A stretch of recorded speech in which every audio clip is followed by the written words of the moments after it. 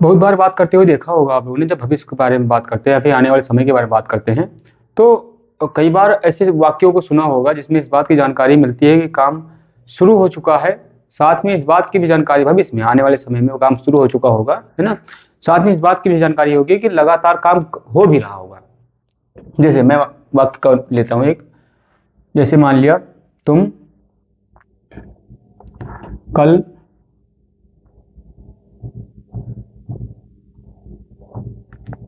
3 घंटे भूगोल पढ़ रहे होगे। मैंने कहा भूगोल पढ़ रहे होगे, पढ़ रहे होगे।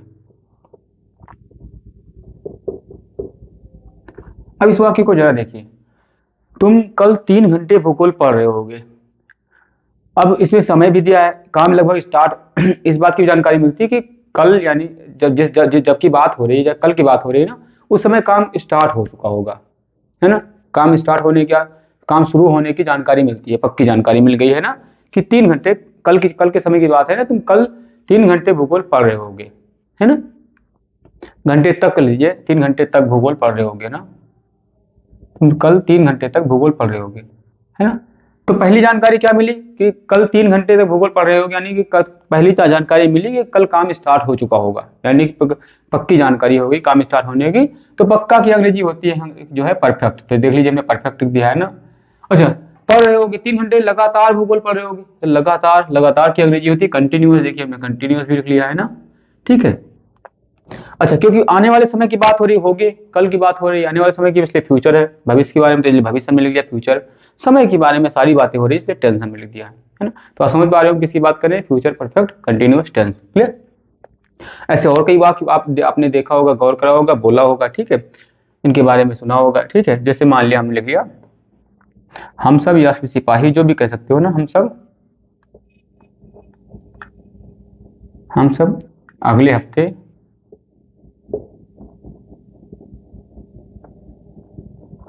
अगले हफ्ते अगले हफ्ते तक कह लीजिए ना, अगले हफ्ते तक 4 घंटे 4 घंटे जो है परेड कर रहे होंगे, या फिर घूम रहे होंगे, या क्रिकेट खेल रहे होंगे, लिख लीजिए, चाहे जो लिख लीजिए ना। ऐसे तमाम जो भी शब्द आप बोलते हो, ऐसे तमाम सारे वाक्य आप बोलते रहते हो, सुनते रहते हो। क्रिकेट खेल रहे होंगे। हम जरा देखेंगे इनको कैसे अनुवाद करा जाता है अंग्रेजी में, कैसे इनको, अगर ये अंग्रेजी में लिखे तो कैसे हिंदी में इनको समझा जा सकता है, लिखेंगे जरा, है ना। जैसे और कई वाक्य हो सकते हैं जिसे हमने ढूंढा था। मान लिया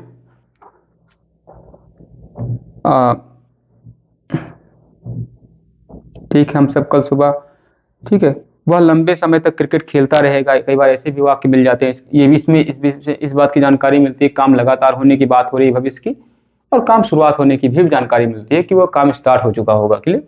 जैसे मैंने कह दिया मैं, या तुम, या हम सब, या फिर कोई और लिख लीजिए, नाम लिख लीजिए, लिख दिया हमने मुकेश। मुकेश लंबे समय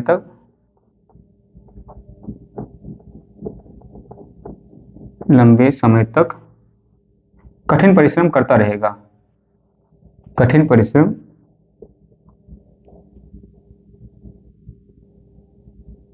परिश्रम करता रहेगा, करता रहा होगा, है ना, रहे होगे ना, करता रहेगा, परिश्रम करता रहेगा। ऐसे तमाम सारे वाक्य आप बोलते हो ना, वह लंबे समय तक वो खेतों में काम करता रहेगा, ठीक है। हम सब अगले हफ्ते या फिर कल 2 घंटे लगातार भूगोल पढ़ते रहेंगे, है ना। ऐसे तमाम सारे वाक्य आप लोग बोलते रहते हो। ऐसे वाक्यों को ढूंढना जो आपके किताबों में मिले, या हिंदी या फिर अनुवाद करने को मिले, उनको कैसे अनुवाद करा जाए।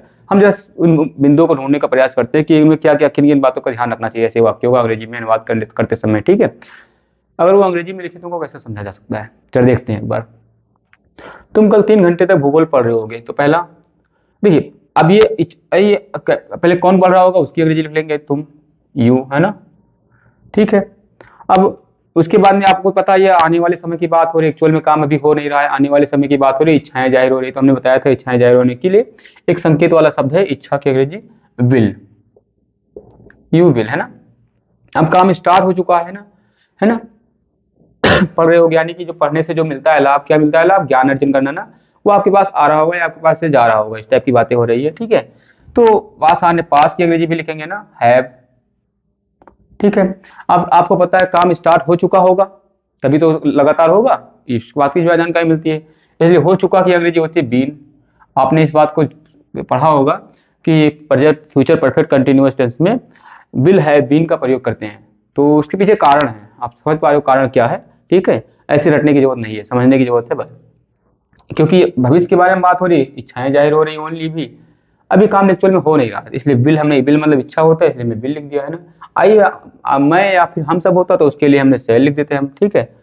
क्योंकि यहाँ से पास आने या पास से जाने की बात हो रही है, इसके परिणाम जो भी कर रहे हो काम, है ना, जैसे मैं कह रहा हूँ मुझे जो है मैं लिख चुका हूँगा, है ना, ठीक है। इसका मतलब क्या हुआ, जो लिख लिख लिया जाए किताब वो मेरे पास हो गई किताब, है ना, जो मैं पढ़ा चुका हूँगा, इसका मतलब जो पढ़ाने के बाद जो जो बना, वीडियो बना या फिर जो भी चीज़ें वो हमारे पास हो चुका होगा, हमारे पास आ गया होगा ना, इस टाइप की बातें। तो पास आने पास से जाने की बात हो रही है, इसलिए आप परफेक्ट टेंस में इस बात को समझ चुके होंगे ना, चाहे वो प्रेजेंट का हो या फ्यूचर का हो या किसी भी का हो ना। परफेक्ट का मतलब ये होता है कि चीज़ें चीज़ें हो चुकी हैं, उसका एक परिणाम पास आ गया है या फिर पास से चला गया है ना, नुकसान हो गया है, फायदा हो गया, इस टाइप की बातें। इसलिए वहाँ पर हैज हैव का प्रयोग करते हैं, हैज है मतलब पास, है ना। तो यहाँ पे भी काम शुरू हो चुकने की बात हो रही है ना, तभी ये परफेक्ट हुआ, है ना। जैसे कल तुम कल 3 घंटे तक भूगोल पढ़ रहे होगे, इसका मतलब कल 3 घंटे के लिए काम स्टार्ट हो चुका होगा, है ना, कल, है ना। इसलिए कब परफेक्ट के लिए भी लगाते हैं ना, है बात नहीं। बीन बीन मतलब हो चुका, क्योंकि इसमें काम हो चुका होगा स्टार्ट ना, इसलिए हो चुका की अंग्रेजी भी लिख दिया हमने ना। इसलिए देखिए विल हैव बीन तो हर जगह प्रयोग होगा, इस बात को आप देख पा रहे हो लगातार ना। यू विल हैव बीन, क्या करोगे आप, देखिए पढ़ रहे हो लगातार, है ना, पढ़ रहे हो, पढ़ रहे की अंग्रेजी क्या होता है, खा रहे की अंग्रेजी ईटिंग होता है, रनिंग होता है दौड़ रहे की अंग्रेजी, पढ़ रहे की अंग्रेजी स्टडीइंग होता है। यू विल हैव स्टडीइंग, अच्छा क्या पढ़ रहे हो, भूगोल, तो भूगोल की लिख लीजिए, भूगोल की अंग्रेजी होती है ज्योग्राफी, द ज्योग्राफी। अच्छा कब पढ़ रहे हो, कल, है ना, कल 3 घंटे ना, तो फॉर कितने घंटे के लिए, 3 घंटे के लिए, के लिए फॉर होती है, for, F O R, for 3 घंटे, थ्री और ना हार्स, 3 घंटे ना लगातार, है ना। अच्छा कब की बात है, कल की बात हो, कल कह के चाहे आगे लिख लीजिए चाहे पीछे लिख लीजिए, कोई रोकेगा नहीं, देता आजाद, है ना। जैसे कहे टुमारो यहाँ लिख लीजिए, tomorrow you will have been studying the geography for 3 hour, या फिर ऐसे भी कह सकते हो, you will have been studying the geography for 3 hour tomorrow, यानी कल की बात कर रहे हो, तो हम पीछे लिख लेते हैं, आसानी रहेगी हमें, है बात नहीं। बहुत जगह आपको आगे भी लिखा मिलेगा, तो सिर्फ परेशान होने की जरूरत नहीं है ना। अब समझ पाओगे, अगर ये मान लिया अंग्रेजी में लिखा है, समझना है कि इसको कैसे क्या हिंदी होगी, तो अब बिल का मतलब समझ लेना है, भविष्य काल के, भविष्य में आने वाली बात हो रही है मतलब पास आने या पास से जाने की बात हो रही है किसी परिणाम के। बिन मतलब काम शुरू हो जाने, हो चुकने की बात कर रहा है ये। स्टार्टिंग मतलब आईएनजी है ना, इसका मतलब काम लगातार होने की बात हो रही है, ठीक है, बस बाकी बात हो रही है। बाकी देखिए स्टार्टिंग मतलब पढ़ रहे हैं, ठीक है। ज्योग्राफी मतलब ज्योग्राफी की बात हो रही है, 3 घंटा फॉर, है ना, मतलब 3 घंटा के लिए, टुमारो माने आने वाले कल, ठीक है। तो समझ पाओगे ना, तुम कल 3 घंटे के तक भूगोल पढ़ रहे होगे, क्लियर। हम सब अगले हफ्ते तक 4 घंटे क्रिकेट खेल रहे होंगे ना, तो इसकी अंग्रेजी भी लिख लीजिए, हम सब की अंग्रेजी होती है वी, वी, है ना। अब देखिए वी की अंग्रेजी सैल होती है, वी के लिए इच्छा की अंग्रेजी सैल होती है ना, वी सैल, वही बात अब बार बार समझाऊंगा नहीं, हैव बीन, है ना। इन सब का प्रयोग क्यों करा है, इस बात को समझा दिया हमने ना। बीन मतलब काम शुरू हो चुका का अंग्रेजी होती है बीन, बी माने होना होता है, बीइंग माने होता है हो रहा है, आप सारी बातें जानते हो ना, ठीक है। बी शैल हैव बीन, ठीक है, क्या कर रहे होंगे, खेल रहे होंगे, खेल रहे की अंग्रेजी होती है प्लेइंग, प्लेइंग, क्या खेल रहे होंगे, क्रिकेट, क्रिकेट लिख लीजिए, क्रिकेट। कब तक, 4 घंटे तक ना, फॉर 4 घंटे के लिए, 4 घंटे 4 आवर, है ना, HOUR इस ना, हॉर्स, है ना, 4 घंटे के लिए ना, ठीक है। अगले हफ्ते नेक्स्ट वीक, है ना, आप लिख लीजिए नेक्स्ट वीक, आप नेक्स्ट वीक आगे भी लिख सकते थे, कोई दिक्कत नहीं थी ना, नेक्स्ट वीक। अच्छा VEE के लिख दोगे तो फिर कमजोर वाला हो जाएगा, VEA के होता है वीक, है ना। सारी बातें आप जान पा रहे हो। मुकेश लंबे समय तक कठिन परिश्रम करता रहेगा, है ना। देखिए हमने पूरी बात कर ली, इसलिए मैं यहाँ पे पूर्ण विराम लगाना चाहिए, लगा दिया हमने ना। मुकेश, फिर वही बात, मुकेश के साथ क्या लगेगा, विल हैव बीन ना। हमेशा खाली वी या आई के साथ सेल लगाया जाता है, बाकी सबके साथ विल लगाया जाता है। इस बात को आप जानते हो पहले से ही, ठीक है। Mukesh will have been, Mukesh will have been क्या करेगा, क्या कर रहा, करता रहेगा, करता रहेगा। करता, करता की अंग्रेजी होती डू, है ना। डू मतलब होता है काम करना, है ना। डूइंग माने करता रहा, है ना, करता रहा या करता रहे, है ना, जो भी है ना। विल हैव डूइंग क्या करता रहेगा, कठिन परिश्रम, hard hard work, hard work, है ना, हार्ड वर्क, ठीक है, लंबे समय तक, for a long time, a long time. तो आप समझ पा रहे हो कैसे कैसे इनका अनुवाद करा जा सकता है, किन बातों का विशेष ध्यान रखना चाहिए, क्योंकि ये परफेक्ट टेंस है, यानी कि काम शुरू हो चुकने की जानकारी मिलती है ना पक्का, इसलिए परफेक्ट हो गया। परफेक्ट के लिए आपको शब्द क्या होना चाहिए, हैव, है ना। जहाँ जहाँ परफेक्ट टेंस मिल जाए, काम शुरू हो चुकने या काम हो चुकने की बाद जानकारी मिल जाए, वहां पर हो जाता है हैव, ठीक है। पास आने, उसका परिणाम पास आना स्टार्ट हो जाता है, या फिर पास से जाना स्टार्ट हो जाता है। इस बात को आप बता चुके हैं परफेक्ट टेंस में। अगर फ्यूचर के बारे में हो, भविष्य के बारे में बात है, तो विल या शैल होना लाजमी है पहले से ही, है ना। बीन माने हो चुका, काम हो चुका, स्टार्ट हो चुका, है ना। स्टडिंग लगातार पढ़ रहे हो, काम हो रहा है, तो उसके लिए स्टडिंग, है ना। स्टडिंग, ईटिंग माने खा रहे हो, है ना। गोइंग माने जा रहे हो, इस टाइप की बातें, बाकी बातें आप जानते हो, ठीक है। तो इन सबको, जैसे तुम कल 3 घंटे तक भूगोल पढ़ रहे होगे, you will have been studying the geography for 3 hour, है ना, 3 घंटे। अच्छा, ये सारे वाक्यों को कह देते हैं असर्टिव सेंटेंसेस, या फिर कह देते हैं इनको, असर्टिव बोलते क्या बोलते हैं, अफर्मेटिव, है ना। अफर्मेटिव सकारात्मक वाक्य, इनको डिक्लेरेटिव सेंटेंस भी बोलते हैं, क्योंकि घोषणा करने वाले शब्द होते हैं ना। जैसे मुकेश ये कर रहा होगा, वो ये कर रहा होगा, वो ये कर रहा होगा, मैं घोषणा करने वाली बात है, इसलिए इनका ऐसे सेंटेंसों को बोल देते हैं, ऐसे वाक्यों को डिक्लेरेटिव, है ना, घोषणा करने वाले वाक्य, ठीक है। अच्छा, इनके आप नाट लगा दें तो, जैसे मान लिया हमने कहा कि भाई नहीं सब लगा दे, मना करने वाले शब्द जैसे क्या है, नहीं या कभी नहीं, लगा दिए जो मर्जी जो इच्छा हो। तो तुम कल 3 घंटे तक भूगोल नहीं पढ़ रहे होगे, हमने लगा दिया नहीं। तो जब नहीं लगा दिया तो इसमें भी नहीं लगा दीजिए ना। You will have not been, काम नहीं स्टार्ट हो चुका होगा ना पढ़ने वाला, है ना। You will have not been, हमेशा बीन और हैव के बीच पहले बीच में नाट लगाते हैं, इस बात को ध्यान रखना है थोड़ा सा। सही मायने में अब सोचोगे तब भी निकाल लोगे ना, काम स्टार्ट नहीं हुआ है, बीन के यानी बीन माने स्टार्ट हो चुका है काम ना, उसके पहले नॉट लगाते नहीं हो चुका है ना। You will have not been studying, तुम नहीं पढ़ चुके होगे ना, ठीक है, नहीं पढ़ रहे होगे, ठीक है। द ज्योग्राफी, ज्योग्राफी को फॉर 3 आवर्स, 3 घंटे के लिए, है ना, 3 घंटे तक, जो भी कह सकते हो, कब, कल को, तुम्हारो, है ना। ऐसे हमने कह दिया हम सब अगले हफ्ते तक 4 घंटे क्रिकेट नहीं खेल रहे होंगे, हमने कह दिया नहीं खेल रहे होंगे, कभी नहीं खेल रहे होंगे। तो कभी नहीं हो तो नेवर लिख देना, या नहीं होगा तो नॉट लिख देना, या नो लिख देना, जैसे जो जो सही लगे, जो अच्छा लगे, है ना, वो लिख देना ना। हमने लिख दिया हम सब अगले हफ्ते तक 4 घंटे क्रिकेट नहीं खेल रहे होंगे, हम लिख दिया ना। तो नहीं कह रहे, जैसे यहाँ पे आ गया, यहाँ पर भी हम नहीं लगा दीजिए, बताइए। We shall have not been playing, हम नहीं खेल रहे होंगे क्या, क्रिकेट फॉर 4 आवर, 4 घंटे के लिए ना, नेक्स्ट वीक, अगले हफ्ते। ऐसे लिख दिए। मुकेश लंबे समय तक कठिन परिश्रम नहीं करता रहेगा ना, या कभी नहीं करता रहेगा लिख लीजिए, है ना, कम से कम एक कभी नहीं तो लिख लीजिए, ठीक है। तो कभी नहीं यहाँ लिख लिया, देखिए अच्छा लग रहा है कभी नहीं, कि नहीं अच्छा लग रहा है, आप सोच लीजिएगा, नहीं अच्छा लग रहा है तो नहीं लगा देखिएगा, कोई दिक्कत नहीं ना। कहीं और कोई और सेंटेंस बोलिएगा, ढूंढिएगा, तमाम सारे वाक्य बोलते रहते हो आप लोग, उन वाक्यों को ढूंढिए, बोलिए, उनको उनका अंग्रेजी बनाने का प्रयास करिए। ये किताबों को देखिए, किताबों में तमाम सारे हिंदी में वाक्य लिखे होते हैं, उनका अनुवाद करना होता है, क्वेश्चन करिए, है बात नहीं। मीनिंग ना पता हो तो गूगल से ढूंढिए, किताबों से ढूंढिए, सारी बातें आप करते रहते हो। या किताबें पढ़िए, किताबों में तो अंग्रेजी में लिखी होती है, अंग्रेजी की किताब पढ़िए, कहानियां अंग्रेजी में लिखी होंगी, सब यही वाक्य लिखे होते हैं, उनको हिंदी में बनाने का प्रयास करिए, समझ लिए, है ना। मुकेश लंबे समय तक कठिन परिश्रम करता रहेगा, मुकेश विल हैव, अच्छा मैंने कहा नहीं करता, कभी नहीं करता रहेगा ना, है ना, या नहीं लिख लीजिए, कभी नहीं तो अच्छा नहीं लग रहा है यहाँ पे सब ना। तो नहीं यहाँ लिखिए, तो यहाँ भी नहीं लगा दीजिए। Mukesh will not have been doing hard work for a long time, Mukesh लंबे समय तक कठिन परिश्रम नहीं करता रहेगा। ऐसा कर सकते हो, नहीं कर सकते हो। ऐसे वाक्यों को निगेटिव सेंटेंस बोल देते, क्योंकि मना करने वाले वाक्य हैं। अच्छा, कुछ वाक्य ऐसे होते हैं जिनमें सवाल पूछा जाता है, ऐसे वाक्यों को कह देते हैं हम ये सवाल पूछने वाले वाक्य हैं, या फिर अंग्रेजी में उनके लिए शब्द है इंट्रोगेटिव सेंटेंस।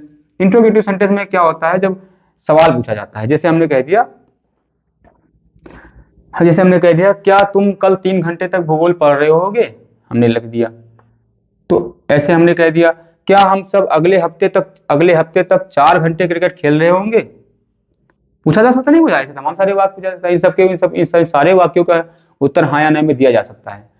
ऐसे हमने एक तरीका बताया था, जब ऐसे सवाल पूछा जाए जब क्या खाली शब्द लिखा हो वो भी वाक्य के सबसे पहले, तो उसमें कुछ करना वरना नहीं होता, जो लास्ट में लिखा होता है गा गी गे या फिर हाँ हूँ हो, उनकी अंग्रेजी होती है जो उसी को बाहर निकाल लेते हैं, है ना। तो बताइए इसमें क्या है, इच्छा यानी गा गा शब्द लिखा है तभी तो पता चला इच्छा वाली बात है, आने वाले समय की बात है।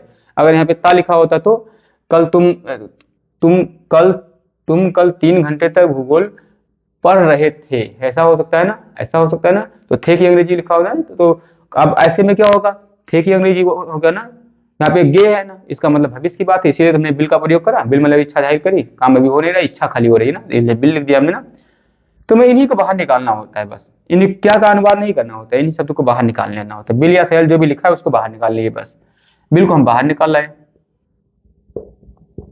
बिल है ना, बस हो गया, बाहर निकाल लाए तो यहाँ से निकाल लिया हमने।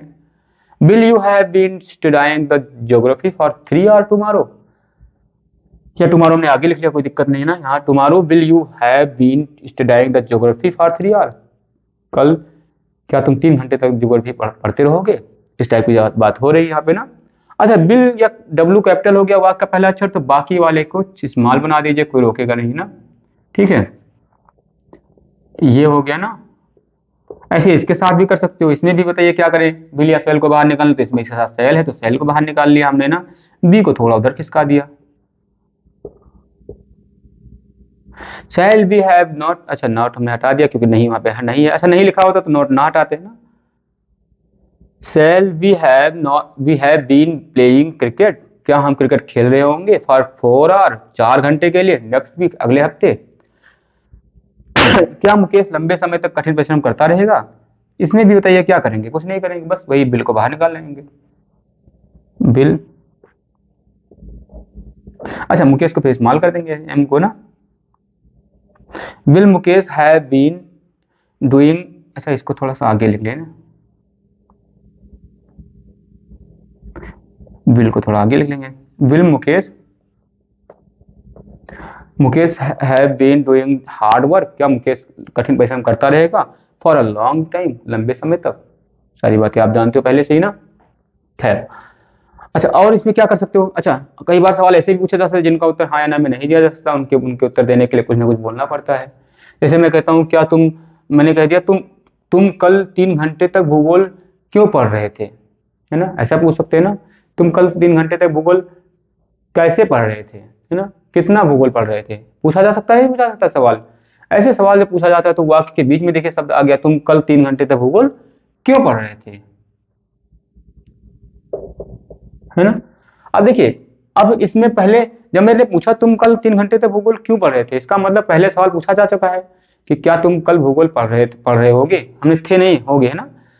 क्या तुम कल 3 घंटे तक भूगोल पढ़ रहे होगे, तो आप कहोगे हाँ या ना, तब अगला सवाल होगा तुम कल 3 घंटे तक भूगोल कैसे पढ़ रहे होगे, है ना। आप समझो जब हम कहते हैं कैसे पढ़ रहे होगे या क्यों पढ़ रहे होगे, इसका मतलब पहले सवाल पूछा जा सकता है, क्या पहले सवाल पूछा जा चुका है एक सवाल कि क्या तुम भूगोल पढ़ रहे होगे, हाँ। अब पूछा गया सवाल तुम भूगोल क्यों पढ़ रहे होगे, है ना, तो दूसरा सवाल है, इसलिए देखिए पहले सवाल का उत्तर हम नहीं मिटाएंगे, क्या सब शामिल रहेगा इसमें, है ना, ठीक है। ठीक है, अब हमने कह दिया तुम भूगोल 3 घंटे तक भूगोल क्यों पढ़ रहे होगे, तो क्यों की अंग्रेजी में लगा दीजिए आगे बस, why will you have been studying the geography, तुम कल भूगोल क्यों पढ़ रहे होगे फॉर 3 आवर, 3 घंटे के लिए, टुमारो कल, है बात नहीं। अच्छा हमने इसको इसमें भी यही हाल कर दिया ना, हम सब अगले हफ्ते तक 4 घंटे क्रिकेट कैसे खेलते रहेंगे, है ना, कैसे, तो कैसे की अंग्रेजी होती है हाउ, तो हाउ लगा देंगे उसके आगे, कोई दिक्कत नहीं है ना, हाउ कैसे की अंग्रेजी होती है हाउ, हमने हाउ लिख दिया ना, है ना, तो बस हो गया हमारा काम, कुछ नहीं करना, आप इस बात को समझ पा रहे हो, उसकी अंग्रेजी लिख देना है बस, जो शब्द में आएगा, जो प्रश्न जो शब्द आएगा उसको अंग्रेजी लिख दिया। क्या मुकेश लंबे समय तक जो है कठिन परिश्रम करता रहेगा, हमने कह दिया हाँ। अब देखिए आगे अगला सवाल होगा मुकेश लंबे समय तक कठिन परिश्रम, कितना कठिन परिश्रम करता रहेगा, है ना, मुकेश लंबे समय तक कितना कठिन परिश्रम करता रहेगा, हमने लिख दिया कितना, है ना। कितना की अंग्रेजी होती है हाउ मच, इसलिए लिख देंगे हाउ मच। अच्छा, अगर कितना संख्या में होता, कितनी बार पढ़ता रहेगा, तो कितनी, हाउ मेनी है ना, हाउ मेनी टाइम हो जाता ना। हाउ मेनी मतलब कितनी बार, संख्या वाला। किलो वाला फिर या मात्रा वाला है ना, तो कितना है ना, उस टाइप की बात है, तो उसकी अंग्रेजी होती है हाउ मच, है ना, कितना, HOW, how, MUCH। How much will Mukesh have been doing hard work for a long time. Mukesh कितना कठिन परिश्रम करता रहेगा लंबे समय तक, है ना। ये सारी बातें आप जान पा रहे हो, ठीक है। तो ऐसे आप ऐसे तमाम सारे वाक्य आपको मिलेंगे। उन वाक्यों को अंग्रेजी में बनाने का प्रयास करना, कि कैसे बनाते हैं इस बात को आप यहाँ पे सीख पा रहे हो, ठीक है। अगर वो अंग्रेजी में लिखे, उनको हिंदी में कैसे बनाया जा सकता है, इस बात को देखना, ठीक है। पढ़ना, आपके बुक में पाठ दिया है ना उसका, कहानी का या फिर कविताओं का, उसमें इसका खूब उपयोग होगा। उसमें आपका प्रैक्टिकल हो जाएगा, आप जो है, जो आप पढ़ा है आपने, उसका वो उपयोग हो जाएगा कि कैसे उसको अंग्रेजी में अगर लिखा है तो उसको हिंदी में कैसे समझें। या अगर उसका अंग्रेजी में सवाल पूछा है, कई बार आपने लॉन्ग से आंसर देखा होगा, शॉर्ट आंसर देखा होगा, शॉर्ट आंसर टाइप क्वेश्चन ना एग्जाम में आता है, तो आप उसको लिखना पड़ेगा। अब उसकी हिंदी में कहानी जानते हो, अगर अंग्रेजी में अनुवाद करना जानते हो, तो आप उसको हिंदी में जान रहे हो, अंग्रेजी में उसको अनुवाद करके लिख देना है, रटने से बच जाओगे आप। इसलिए आपको ट्रांसलेशन ढंग से पढ़ना चाहिए। नॉट ओनली यहाँ आपको ग्रामर का अन्य पार्ट ही पढ़ोगे, एक्टिव वॉइस, पैसिव वॉइस, दुनिया भर के शब्द पढ़ोगे ना, ठीक है, ट्रांसफॉर्मेशन, सिंथेसिस, सिंटैक्स वगैरह। उसमें भी ये बात खूब काम आएगी कि आपको अनुवाद करना आता है कि नहीं आता है ना। जैसे मान लिया आपने पूछा कि भाई जो है पूछ लिया गया जैसे कि अ, रमेश सबसे अच्छा लड़का है ना, इसको ट्रांसफॉर्म करिए, तो अगले अब दूसरे फॉर्म में करिए, ठीक है, डिग्री बदल बदल दीजिए, है ना। तो आपने कह दिया कि कोई रमेश से अच्छा कोई विद्यार्थी नहीं है ना, कोई लड़का नहीं है। देखिए बात वही हो गई, शब्द मैंने बदल दिया, रमेश से अच्छा कोई लड़का नहीं है, इसका मतलब रमेश सबसे अच्छा लड़का है ना। तो दोनों बदल दिया नहीं, तो चाहे रमेश सबसे अच्छा लड़का है ये लिख दीजिए, चाहे लिख दीजिए रमेश से अच्छा कोई लड़का नहीं है। अब अंग्रेजी में लिखा है सर रमेश सबसे अच्छा लड़का है, उसका हिंदी हमने बदल दिया, दूसरा रूप कर दिया, उसका कर दिया हमें रमेश से अच्छा कोई लड़का नहीं, उसका अंग्रेजी में बात कर दीजिए, यानी ट्रांसफॉर्मेशन हो गया आपका, वाक्य को ट्रांसफॉर्म कर दिया है ना। तो ऐसे आप देखोगे, है ना, तो अनुवाद करना आपको आना चाहिए। सबसे बेसिक पॉइंट, सबसे मेन पॉइंट होता है इंग्लिश का पढ़ने, चाहे भाषा पढ़ रहे हो, चाहे वो लिटरेचर पढ़ रहे हो, हिंदी अंग्रेजी साहित्य पढ़ रहे हो, ठीक है।